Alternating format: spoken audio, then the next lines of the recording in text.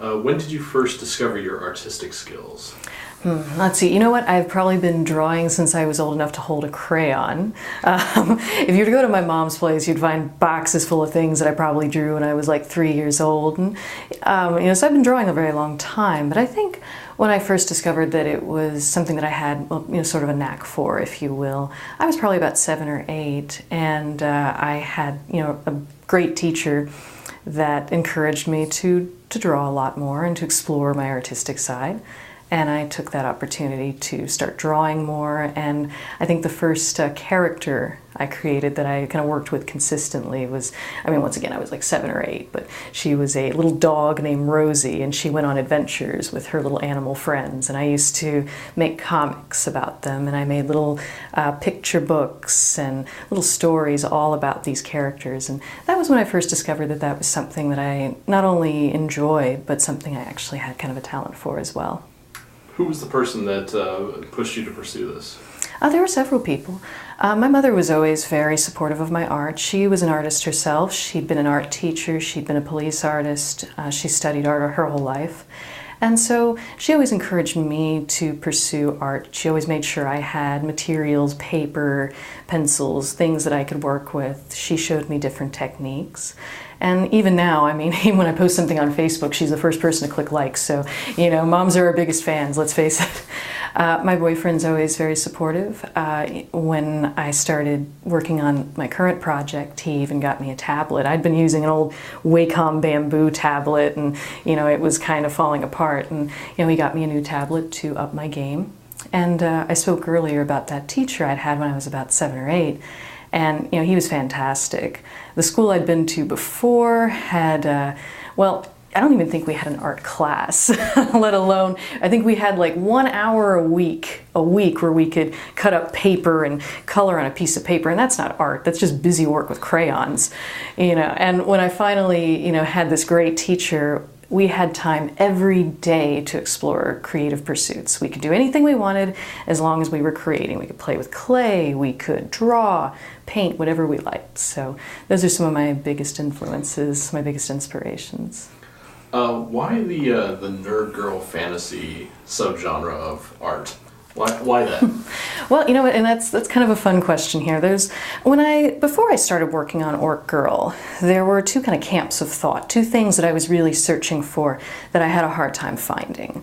Number one, I really wanted to find some type of movie, some type of comic, a book, something, some type of media that really spoke to me like a lot of the stories I enjoyed growing up, Beauty and the Beast, Labyrinth, things like that, kind of, for lack of a better term, sort of nerd girl staples. Most women my age who are at least a little bit geeky love those things. We still love them. And I wanted to find something like that. And it's not that I didn't find things that were sort of fantasy and romance and adventure based, but I couldn't connect with them in the same way that I did when I was younger. And it took me a little bit to realize that, the problem is that I'm a 30-something reading stories about 16-year-olds. And then I concluded that there's not a whole lot of kind of adventure fantasy stories out there for people in their late 20s, 30s, so on. It's all kind of these sort of coming-of-age stories, which are great and I still love them, but I can't connect with them in the same way I did before. So my thought is, what's out there once you grow up? Are we just expected to stop liking fantasy? Well, clearly that's not the case. If you look at the success of Game of Thrones, for example, people of all ages really love that. And there's not really much out there quite like it. So I saw kind of this gap, if you will, that we're just supposed to stop enjoying fantasy at a certain age. It's not out there. But yet there's this whole fan base out there that loves that. So that was the one school of thought. The second kind of camp here was, a lot of times when I see movies about a nerdy kind of girl, it's usually this sort of makeover narrative. It's all about her becoming the hot girl. She's frumpy, she's got hair like, Bride of Frankenstein, big thick glasses, and then she takes off the glasses and magically she's a model, you know? And I'm like, well, there's a time and a place for that. I get it. It's Hollywood. It's all about big productions and being over the top. But at the same time, I'm kind of tired of that narrative. You know, why does she have to change? And frankly, in reality, most of us nerd girls, we don't really, you know, that's not really what we're interested in. We're just interested in becoming more comfortable in who we are, not in becoming somebody else. So I was seeking a story that combined these elements, something fantasy and adventure and romance, with a character that was relatable, somebody that was not too unlike myself and not too unlike women in my demographic. And there wasn't anything out there. And so I remember complaining to my mom one day. I'm like, Mom, there's nothing like this. It drives me crazy. I'm bored. Why is there nothing for me that I can find? She goes, well, you're creative. Why don't you make that? And so I thought about it. And I said, well, I did say I was bored. So that's where the concept for Orc Girl came from, and ostensibly why it's a nerd girl fantasy. A relatable, nerdy character that explores a lot of the fantasy and romance themes that we always loved growing up, but in a little bit more of a grown-up like. When you say grown-up like, what exactly do you mean? Well, you know, my story definitely, you know, to preface this, is not for children. It is a more mature story. I have often described it as sort of a kinky romantic comedy in a high fantasy setting. And so it does have kink themes, it does have a lot of adult themes, it is very sexual. But that aside, I think it deals with a lot of problems that would be more specific to someone a little bit older. The reason why I can't relate to a lot of fantasy stories about a teenager is because, well, I don't have those problems anymore. I don't think about things like that. And I think that there's a lot more adventures we get to explore from, you know, being an adult that are very different and aren't really explored as much. And so the reason why it's an adult is because I've got a main character that's dealing with more mature problems. Problems with, you know, when you're in your 20s, it's all about this kind of rowdy good time. You're finding who you are as an individual, you're making all these choices, but then by the time you're 30, you are coming to terms with that individual your 20s created, as well as dealing with the consequences of the choices you made in your 20s. And that in of itself, I think, is its own very big adventure. When it comes to independent publishing, what are some of the challenges that you find when trying to get a project like this funded? Well, a lot of it's just trying to get people to pay attention to what you've got. There's a lot out there. It's a pretty saturated market these days. So I think the main challenge is just getting people to really take a look at your work and see it as something worth value. And these days we do have social media, media to really help us out with that. It does make it easier for us to reach a wider audience in a way that we couldn't before, but everybody's already kind of doing that. So I think, the challenge in getting published is just making your work stand out enough to be noticed in the sea of other people that are trying to get published at the same time. And how do you see that your artistic style stands out amongst the others? Mine? Well, as far as like the physical style, I kind of have this sort of anime look. There's plenty of people out there doing that sort of anime look as well. But I try to kind of have this sort of, and I don't know if it was even intentional when I started drawing, at least in the past couple of years when I've been working on Orc Girl, but I almost have this sort of retro style about it. It looks like and I didn't notice it at first, but people have mentioned that it looks like anime that they saw growing up from the 80s, the 90s, and so on. And I think that makes it kind of stand out in its own way. Yeah, okay, I may not have been keeping up with a lot of the current trends in anime style or manga style, if you will, but with it being sort of a retro style, I think that becomes more appealing to the target audience that I have, which is going to be people that are a little bit older and seeking that sort of adventure story that called to them like when they were younger. For those people that are looking to bring their creations into this realm, to get them noticed or just to get started, what would be your words of advice to those people?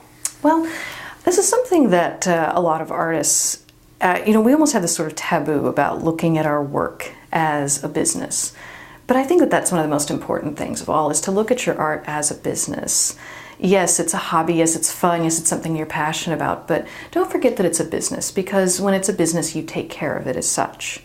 And a common thing I see people do where they're not treating it like a business, they'll be posting their art online and saying, oh, well, I think it kind of sucks, but can you please, subscribe to my Patreon? And I'm like, guys, how is that any way to advertise your work? That's not taking care of your business there, And they're like, well, but I feel self-conscious about my work. Well, you may do, because every artist does.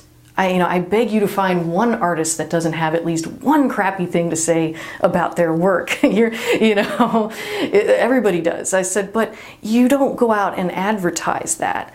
Okay, let's say you're going to pick a burger joint to eat at. Are you going to go to the restaurant that says, well, these burgers kind of suck, but, please eat here anyway. I tried really hard. Or are you going to go to the burger place that says, hey, 100% Angus beef, heirloom tomatoes, all freshly grown produce, buns made today? Which one are you going to go to?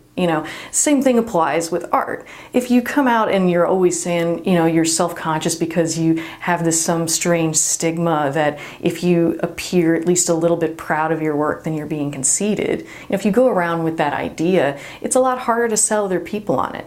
You want them to be as excited and enthusiastic about it as you are.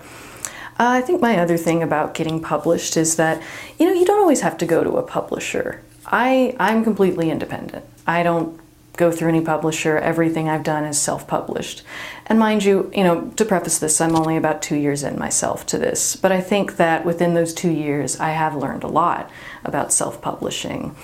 And it all goes back to the minding your business. Treat it like a business, and it will become your business. And I also want to say that, the way that Orc Girl got created was by me having a need for something, a desire for something. I couldn't find it. And rather than just sitting at home complaining about it, I made it. I created what I wanted to see. And I think a lot of these days we hear a lot of people say, oh, we need to have this in movies and this in comics and this in stories. And sure, that's great, absolutely. But take the efforts to make it. Why give somebody else those ideas when you have all these wonderful ideas that you could be putting out into the world? And if you really want to make a statement, take your ideas and do something with them. If you don't care enough to make something out of your ideas, what makes you think other people are going to? So those are my that's my advice to people. Make what you want to make it a business, and care about that business. And where can people find out more about your project? Well, I do have a website. It's orcgirl.com. I post the pages there every Monday. I also post on a site called Tapas, which is a webcomic hosting site. You can see lots of creators posting there. I suppose I can post a link somewhere as well so people visit to check it out. You can find me on Twitter at orcgirlcomic. And also on Tumblr as Orc Girl. What is Orc Girl about? Well, as I described earlier, it is a kinky romantic comedy in a high fantasy setting. And it's basically about my main character, Jenny. She's 29, right on the cusp of turning 30, and beginning to deal with these sort of societal complications that come along with that. And she has been recently experiencing a strange sort of episodes in which she feels like she is somewhere else temporarily. Comes to find out very shortly that she actually is being transported somewhere else, and she finds herself in this fantasy world. Soon she is kidnapped, and with the intent of being sold into sort of a slave market by these mercenaries. But soon after she's kidnapped by them, she is rescued, or so she thinks, by an orc king, who intends to make her into his human pet, as he describes. And what do the orcs represent? What is the subtext for them? What I really like about orcs is that in almost every fantasy verse, orcs are the bad guys. And I don't really know why they're always the bad guys, it's just their looks. But I found that often, and once again this goes back to this being a more grown-up story, that as we age, the line between good and bad, evil and, whatnot, these things are much more blurred. And sometimes good and bad depends on who's writing the narrative. And so I really wanted to tell a story from the orcs' point of view, that they are not maybe as bad as they think, people just don't quite understand them. The orcs in my particular world are actually, they live in an area of the world where they have been mining this sort of precious ore for a long time, and it's highly valued across this particular fantasy world. The humans in this case really want to have access to this supply of ore, and they, do a lot of things to try to get it that maybe are not so ethical, including a lot of propaganda against the orcs, trying to make other races not like them as much in order to gain more power about this. So the orcs in my world are really a representation of what really is good and evil. Is it just things we don't understand? Or is there this definitive everything is black and white, when I don't think that morality is always black and white in every sense? And about the adult content, what can people expect as far as adult content? How far does it go? How graphic is it? Well, that's going to depend on how high of a tier on Patreon you want to pay for. Depending on where I post it, yes. Due to certain limitations on where I post, I have to be careful about what, content is available. I don't want minors, looking at some of the content. It will get, in fact, very graphic, borderline probably pornographic. But though that part may not be as visible unless you, are subscribed to my Patreon, and or if you are buying the original comic. So it won't be just massively available, but it is very suggestive. There is a lot of adult content available in the story. What sort of fetishes does the story tackle? Or people that are fans of certain fetishes, will they find what they're looking for in your book? Well, it is very BDSM, dominant and submissive oriented.